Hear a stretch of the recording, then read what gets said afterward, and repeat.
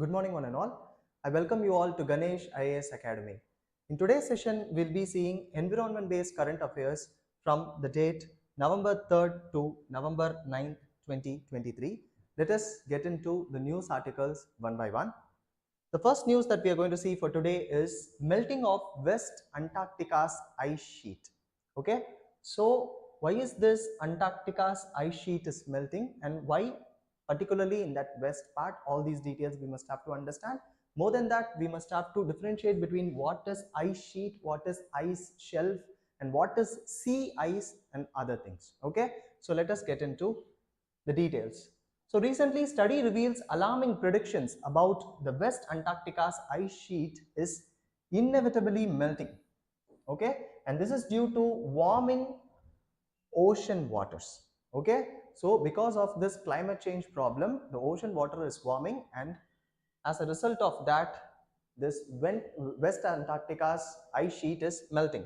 And the implications of this melting are profound. That is because it has this potential to significantly elevate the global mean sea level. Okay, and it can elevate it to the extent of 5.3 meters. Okay, even if there is an increase in millimeters, then that is problem.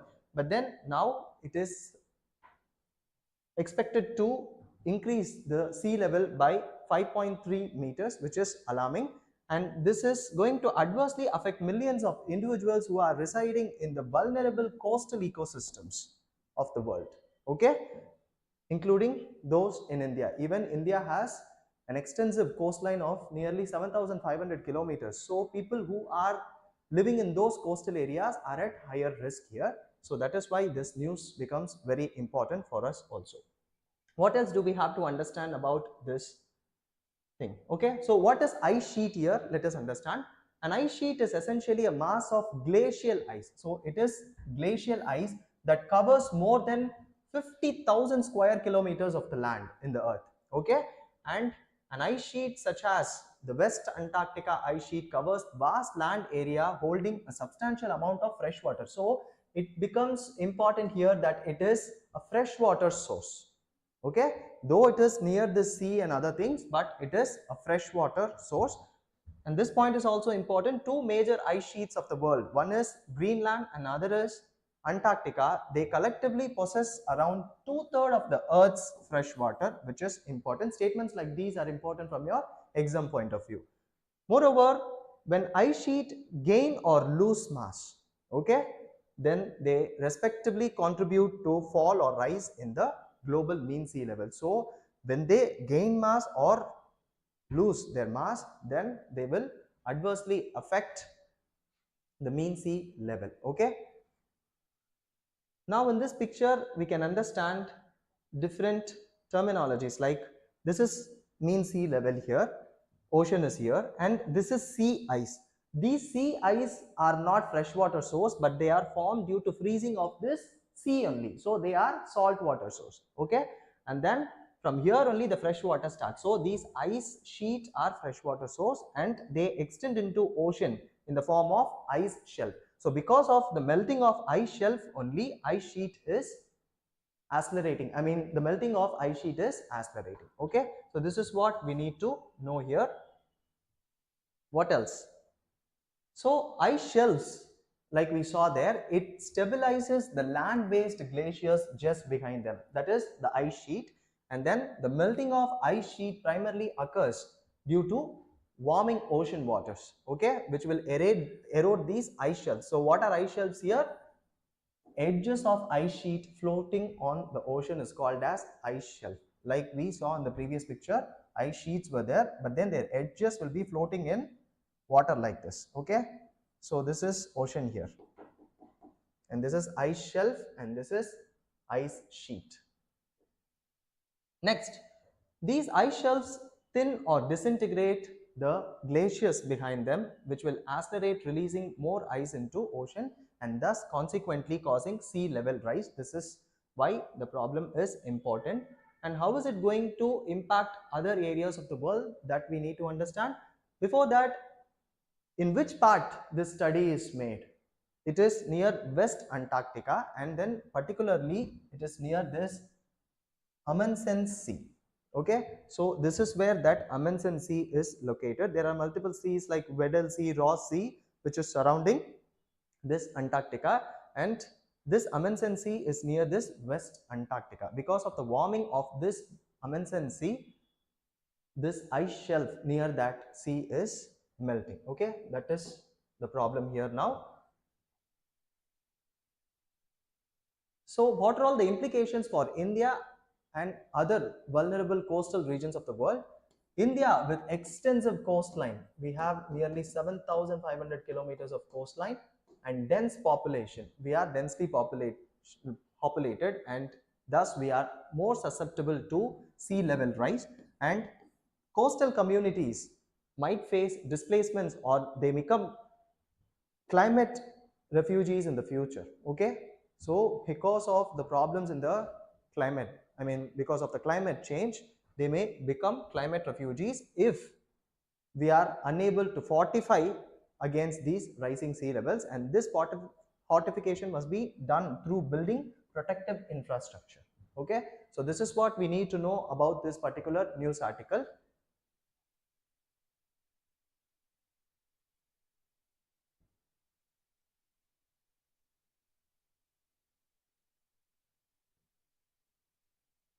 The topic that we are going to discuss now is International Biosphere Reserve Day. Okay, so what is this International Biosphere Reserve Day? When is it observed and why is it observed? And what are all the biosphere reserves that we have? What are all the characteristics of biosphere reserves? All these details, let us understand one by one.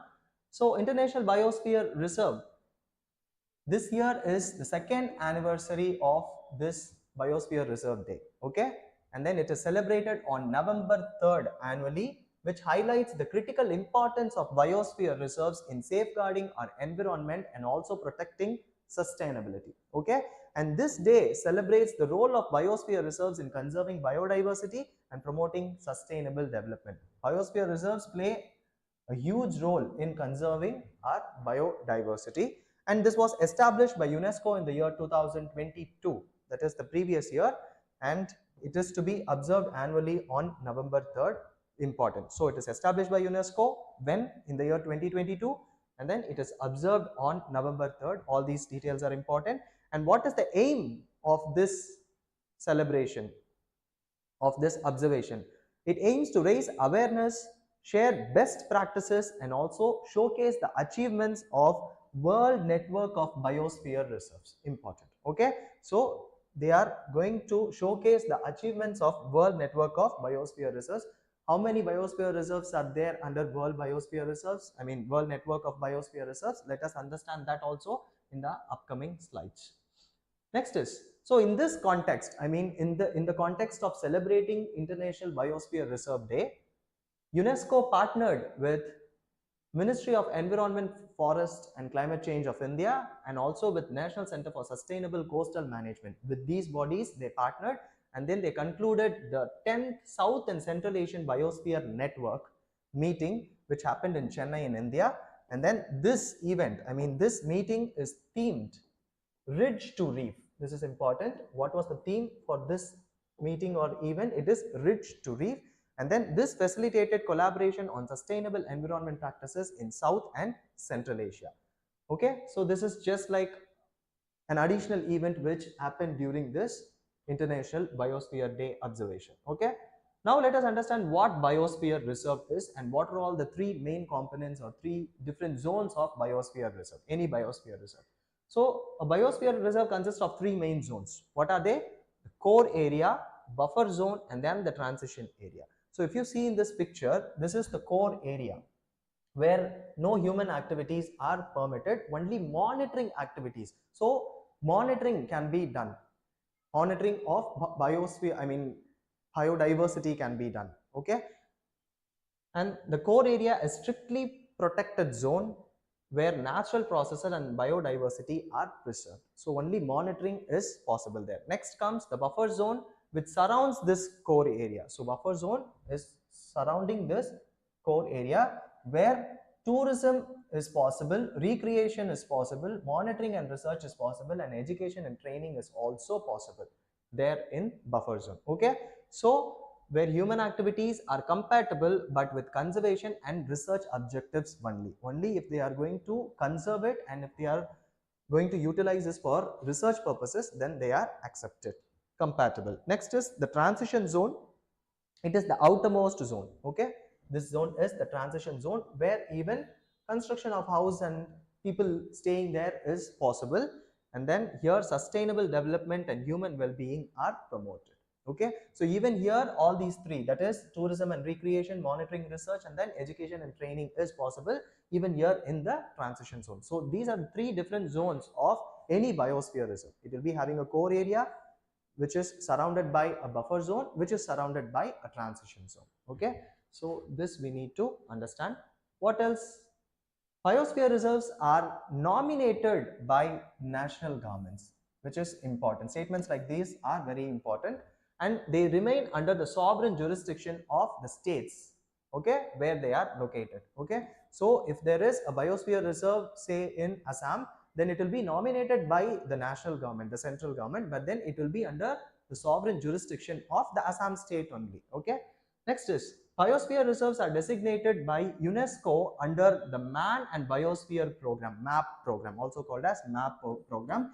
In India, there are 18 biosphere reserves, of which 11 comes under MAP program. Let us discuss about those biosphere reserves also.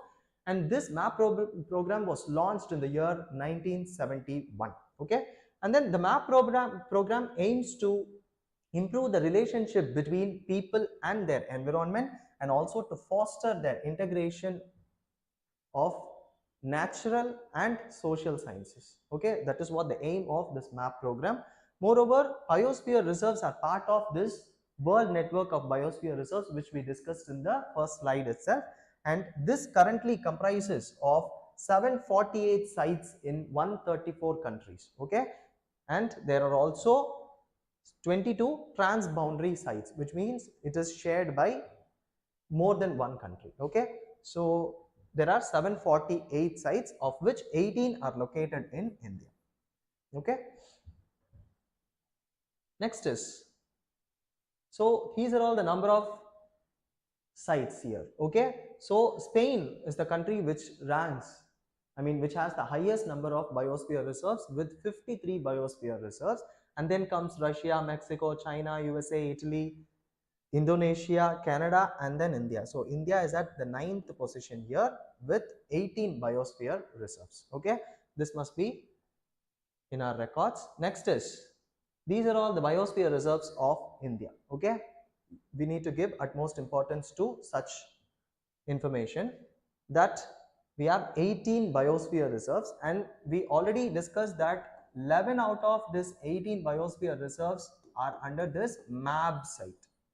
Okay, they are also called as MAP site, or they are under this MAP program, that is Man and Biosphere Reserve Program of UNESCO. Okay, so except Rann of Kutch, Panna Biosphere Reserve, Manas Biosphere Reserve, Dibru Saikhowa Biosphere Reserve, Dihang Dibang Biosphere Reserve, Cold Desert Biosphere Reserve. Okay, and then Seshachalam Biosphere Reserve. So 1, 2, 3, 4, 5, 6, and 7. Except these 7, the rest all are Man and Biosphere Reserve Program. They come under this Man and Biosphere Reserve Program. So what are they? They are Great Nicobar, Gulf of Mannar, Agastya Malai, Nilgiris. Okay, and then Panchmari, Achnakmar, Amarkantak, Simlipal, Sundarban, Nokrek, Kanchenjunga, and then Nanda Devi. These are all the 11 which comes under the MAP sites, and then the rest are biosphere reserves of India also. So in total we have 18, of which 11 are under Man and Biosphere Reserve, which is important. Question based on this have been asked in the past. Okay.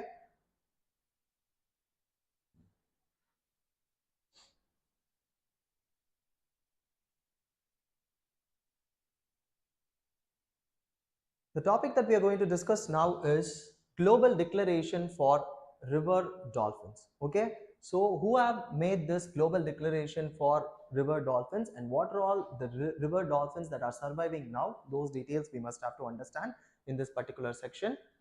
So in a significant move to protect the world's 6 surviving species of river dolphins. So at present there are only 6 surviving species of river dolphins. So to protect these river dolphins, 11 Asian and South American countries have signed a groundbreaking global declaration for river dolphins. Okay, and then the declaration's aim is to halt the decline and bolster the most vulnerable river dolphin population through collaborative efforts. So these 11 Asian and South American countries are going to take collaborative efforts to conserve these 6 surviving species of river dolphins. And then these river dolphins are the top predators in some of the world's greatest rivers. Okay, so this is important. They are top predators, and then they are important indicators of rivers health. Okay, so they are like a key species, key stone species. Okay, next is, this initiative comes after decades of alarming population decline in the river dolphins, with the number plummeting by 73% since 1980s. Okay, so there has been a considerable decrease in the number of population of river dolphins. That is why we are taking this effort. They are taking this global effort. Next is, this is due to the various threats, including unsustainable fishing. So what are causing the problems to the population of river dolphins? One is the unsustainable fishing practices. Next comes the pollution problem. Habitat loss is another problem, and even the impact of climate change, which is a major problem here. Okay, so because of these problems, the river dolphins are facing threats. Now let us understand about the river dolphins that are surviving now.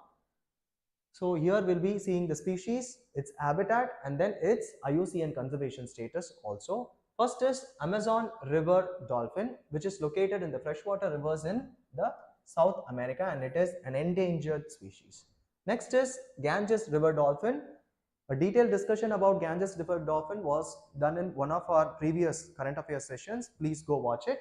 And then this Ganges river dolphin is found in Ganga and Brahmaputra river systems in India and Bangladesh, and then it comes under endangered category of IUCN Red List. Next is Indus river dolphin, which is there in Pakistan and also in India, and it is present in river Bias, which is a tributary of Indus river in Punjab. Okay, and then it is again an endangered species. Next is Irrawaddy dolphin, and these Irrawaddy dolphins are located in the coastal areas in South and Southeast Asia, and then the rivers here are Ayeyarwady in Myanmar, Mahakam in Indonesia, Borneo, and then Mekong and Chilka Lake in India. So these are all the places where you can find this Irrawaddy dolphin, and they are also endangered in IUCN category. Next come Takosi dolphin, and this Takosi dolphin is also present in the Amazon river system in Brazil, Colombia, Ecuador, and then Peru. They are also under this endangered category. And then comes Yangtze finless porpoise, again a dolphin species. It is present in the Yangtze river, which is the longest river in Asia, and it is critically endangered. Very important. Okay, all the other species of river dolphins are endangered, are under endangered category, whereas this Yangtze finless porpoise is under critically endangered category of IUCN Red List. Okay, so these details must be understood clearly.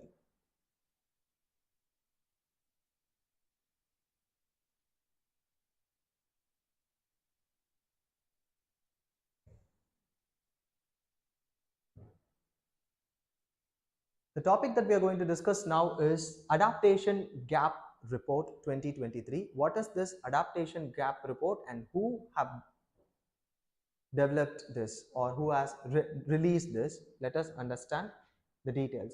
So recently, Adaptation Gap Report 2023 was released by United Nations Environment Program. Okay, so we need to understand about United Nations Environment Program also here. Moreover, what is adaptation gap? That we need to know. Okay, so adaptation gap is nothing but the difference between the funds which are needed to adapt to the climate change in countries, generally developing and least developed countries, and the actual financial support received. Okay, so it is the difference between the financial support that they need, and then the financial support that they are actually receiving. Say for example, developing countries require 215 to 387 billion dollars annually for climate adaptation, but they are actually receiving only about 21 billion. So this difference is there, right? This difference is called as adaptation gap. Okay, so this adaptation gap was highlighted by this report, and it is released by United Nations Environment Program. And what are all the key findings or key highlights of this report? Let us understand one by one. First thing is, adaptation finance needs are 10 to 18 times higher than the current public flows. So we need 10 to 18 times more funds for for making adaptations to climate change vagaries. Next is, adaptation costs are expected to significantly increase by the year 2050. For example, the coastal protection cone cost will rise due to sea level rise, okay, because of the melting of the glaciers. Next is action plan on loss and damage. We have an action plan of loss and damage, but this action plan has overlooked non-economic losses. There are also non-economic losses. So if we say loss and damage, it is not only economic, there are also non-economic losses like cultural heritage and then indigenous knowledge. These are non-economic losses that is happening because of climate change. But then this action plan on loss and damage is not considering it. It is overlooking this. Okay, so that is one important issue. Next is, only 2% of the gender tagged international adaptation finances is gender responsive. This is also important. Okay, we have gender tagged international adaptation finances, which is focused on women development and empowerment and other things, how women are facing more problems than men with respect to this climate change. So in that, only 2% is gender responsive. That is also important. So these are all the findings of this adaptation report, gap report. Okay, next, this report is released by UNEP, right, United Nations Environment Program. So we need to understand about the background of this United Nations Environment Program also. So it is the leading global environmental authority which was established on 5th June 1972. Okay, it was done after this Stockholm Conference of 1972.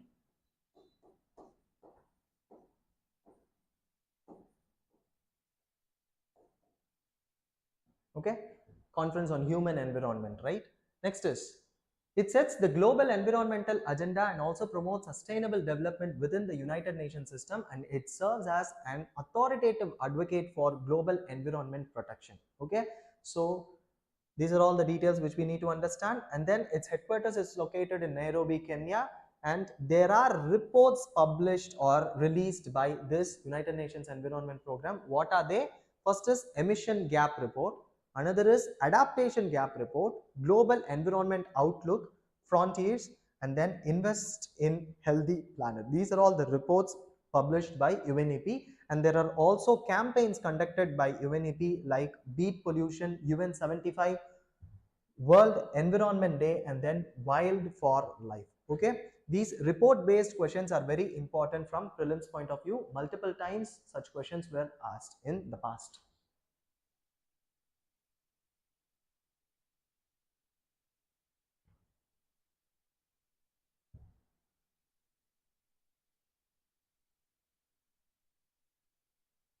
The topic that we are going to discuss now is crab plovers. What are these crab plovers? They are actually birds which were found in Vedaranyam region of Point Calumet recently. That is why they are in news. So these crab plovers has been recorded at Great Vedaranyam Swamp near Point Calumet. Okay, so this was done. They have been recorded at this particular location after 20 to 30 years. Okay, so that is why it is in news. And then they are actually native to east coast of Africa, Persian Gulf, and western Madagascar, and also islands which are northwards to Seychelles. Okay, they are actually native to those areas. But then during the winter time, these birds migrate to warmer climates like Pakistan, Gujarat, Peninsular India, Andaman and Nicobar Island, Lakshadweep, northern Sri Lanka, Maldives, and even at times they are found in Bangladesh. Okay, so they are native to these areas, and then they are migrating during the winter times to these warmer climate areas. Okay, And then these crab plovers nest from April to August every year, and then they are the only shorebirds that lay egg which are white in color. Okay, such statements are important. Okay, so they are the only shorebirds which are also called as waders. Okay, they lay eggs which are white in color. Moreover, they lay eggs in self-excavated burrows on the sandbanks because they need the warmth of the sand for the hatching of the eggs. Okay, so they self-excavate burrows on the sandbanks. So this is done by these crab plovers. Next is, so this is the area where you can find them. These are the areas where you can find crab plovers. They are native to these areas. Okay, but then during winter they travel to this area, that is Pakistan, India, Bangladesh, Sri Lanka and other areas. Okay, so these are all the areas where you can find these crab plovers. And these crab plovers, so this is that crab plover.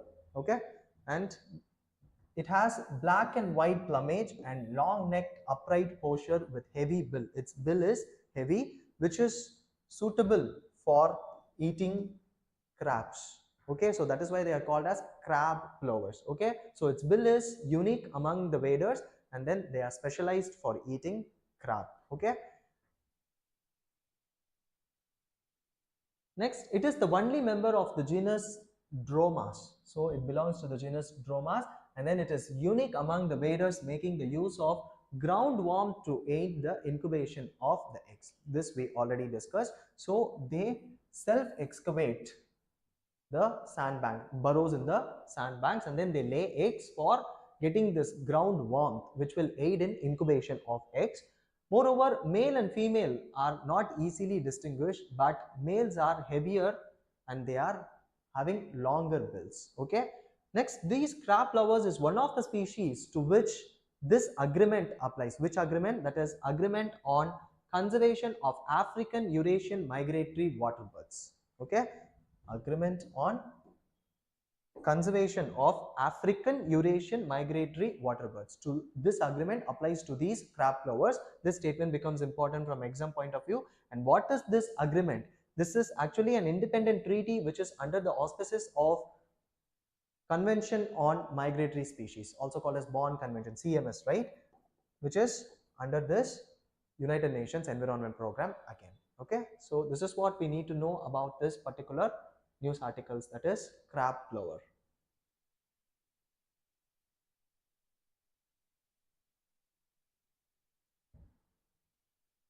Next is Rajaji Tiger Reserve Conservation Foundation. So what is this conservation foundation? In which state have they made this foundation, and what is its importance? Let us understand.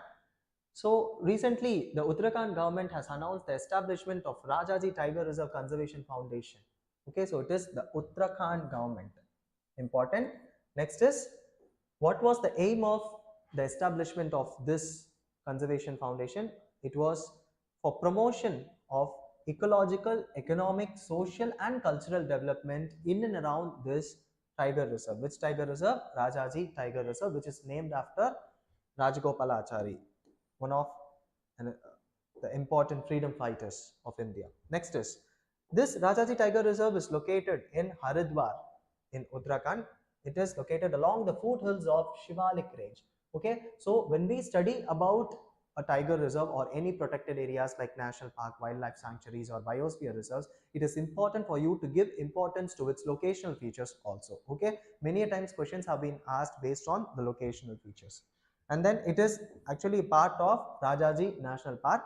And then this Rajaji National Park was established in the year 1983 after amalgamating three wildlife sanctuaries. What are they? One is Rajaji, another is Motichur, another is Chilla. Okay, by amalgamating these three wildlife sanctuaries, Rajaji National Park was created, and this was declared a tiger reserve in the year 2015 as the 48th tiger reserve of our country. Okay, so all these details are important from exam point of view. And what about the flora, fauna and then the rivers found in this particular tiger reserve? Coming to flora, they have broad-leaved deciduous forest, which is very typical of Indian climate. Okay, so they have broad-leaved deciduous forest, and they also have riverine vegetation. More than that, they have this scrubland, grasslands, and then pine forest also, because they are near this um, Himalayas. Okay, so pine forests are also located, and then they form a range of flora in this part. And then important tree variety here found is sal tree. Okay, it is characteristic dominating tree species present in this in this tiger reserve. Next is, what are all the fauna heterotrophs found here? The reserve is actually home to more than 50 species of mammals and then 300 species of birds. Okay, so the best, the best examples of the 50 species of mammals found here are tiger, elephant, leopard, Himalayan black bear, sloth bear, jackal, hyena, spotted deer, sambar deer, and then barking deer, nilgai, monkeys. These are all the mammals that are found in this tiger reserve. And then this area, this tiger reserve area is the northwestern limit of the habitat of Asian elephants, which is important. Okay, so it is the northwestern limit of the habitat of Asian elephants. Asian elephants are actually found in tropical evergreen kind of locations. Okay, so it will be present there in Tamil Nadu, Kerala, Karnataka, Maharashtra, and those regions, and also in the northwestern states like Assam, Meghalaya, and other states where we find um, tropical evergreen forest. Okay, so the northwestern limit of these Asian elephants fall in this park. Okay, and what are all the rivers that are flowing through this park? One is Ganga, and then another is Song River, which flows through this park. Okay, so all these details are important from exam point of view.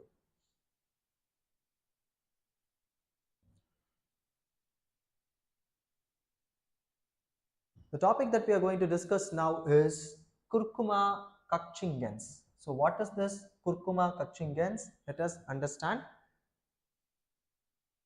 So three researchers in Manipur have discovered a new flowering plant species, that is Curcuma cacchingens, which is found in the Kaching district of Manipur, and they have named this new species of plant as this cacchingens. That is because of the honor that they have given to the place where it was found. Okay, and then it was found dwelling along the bank of Sekmai river of this Kaching district. Okay, so that is why it belongs to this Curcuma genus. Okay, and then the species here is cacchingens because it was found in Kaching district. Next is, this Curcuma cacchingens belongs to angiospermic family, that is Gingiberaceae. Okay, and we also know that there are many Curcuma family, that is Gingiberaceae family, which includes curcuma, that is turmeric, and then ginger and cardamom. They all belong to this Gingiberaceae family.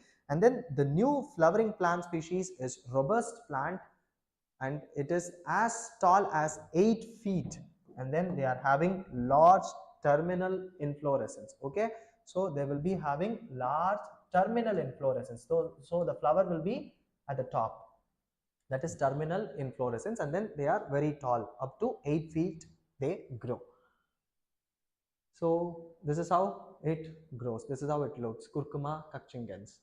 Next is, until the report of this Curcuma cacchingens discovery, there were only 93 recorded curcuma names all over the world as accepted species, and then of these 93, 67 are from Thailand, which is important. So Thailand has the maximum number of curcuma species, which belongs to this Gingiberaceae family. Okay, next is, and there is only limited information available about this Curcuma cacchingens. So as it is known only from a particular area, and then the information regarding the distribution and the number of mature individuals in this natural habitat is lacking. Okay, that is why its conservation status in IUCN is data deficient. So it is under the category data deficient of IUCN red list. And then this curcuma is important for their use in many cuisines of India, and also they are used in traditional medicine, spices, dyes, perfumes, cosmetics, and also as an ornamental plant because it is having this terminal flowering. Okay, so these are all the details which we need to understand from exam point of view from this particular topic. Okay, so with this we have come to end of today's session. I hope you found the session to be very useful and informative. Let us see in the next session. Thank you.